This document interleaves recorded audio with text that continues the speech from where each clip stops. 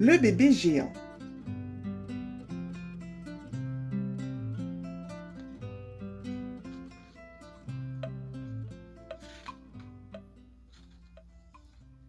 Quel ventre énorme!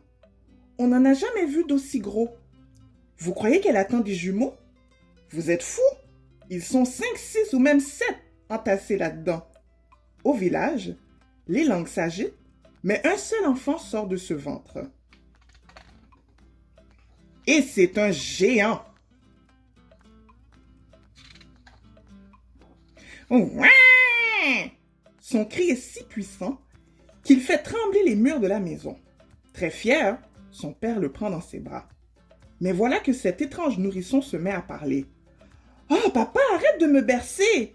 Je suis trop grand pour ça! » Incroyable! A-t-on déjà vu un bébé comme celui-là? « J'ai faim! » ajoute-t-il. « Miam! Ça sent bon par ici! »« Tiens, voilà du lait, mon petit, » lui dit sa maman. « Du lait? Mais c'est pour les bébés! Je suis trop grand, moi! » Ses mains plongent dans la marmite et gloup, d'une seule bouchée, il engloutit le dîner. Non, vraiment, ce nouveau-né est étonnant.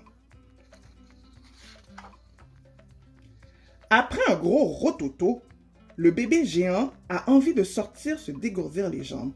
« Pourquoi tout est fermé ?» s'étonne-t-il. « Pour que les moustiques n'entrent pas, » explique son papa. « Sinon, ils risquent de nous piquer. »« Ces insectes rikiki? Oh oh!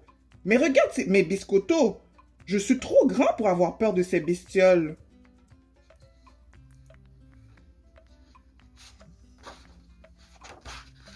Dehors, le soleil lance ses rayons ardents. « Qu'est-ce qu'il fait chaud !» s'exclame le bébé. D'une main, il déracine un oranger et s'en fait un éventail. Mais très vite, il s'agite. « Papa, maman, j'ai une idée. Si on dansait pour fêter ma naissance, s'il vous plaît !» Tout excité, il s'empare du tambour de son père, mais le frappe si fort qu'il le transperce. Il saisit la guitare de sa mère, mais brise les cordes entre ses doigts. « Je n'ai pas fait exprès, regrette-t-il. C'est juste que je suis trop grand. » Aussitôt, il soupire. Oh, qu'est-ce qu'on s'ennuie ici? Papa, maman, c'est décidé. Je pars courir le monde. Je suis trop grand pour rester à la maison. Il saute alors sur le dos d'un âne et l'aplatit comme une galette. Il bondit sur un cheval et l'écrase comme une crêpe. Tant pis, je vais marcher. Et voilà qu'il s'éloigne à longue enjambée, laissant derrière lui des parents très inquiets.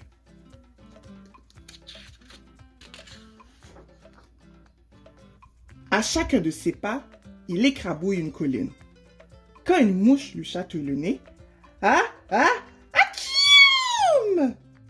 L'ouragan sorti de ses narines emporte toute une forêt. Oh là là! C'est amusant d'être trop grand!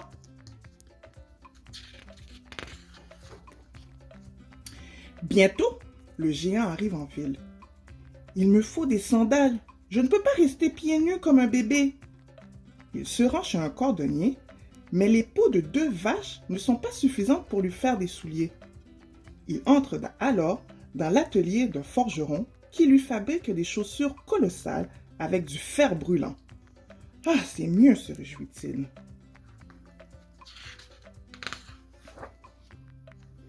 Le bébé se promène plus fier qu'un coq, mais ses sandales sont bien trop chaudes.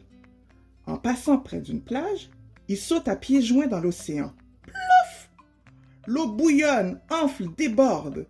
Une vague gigantesque engloutit tous les bateaux du port. « C'est rigolo !» s'exclame le nourrisson. Puis il bombe le torse et hurle à plein poumon. « Je suis le plus grand du monde !»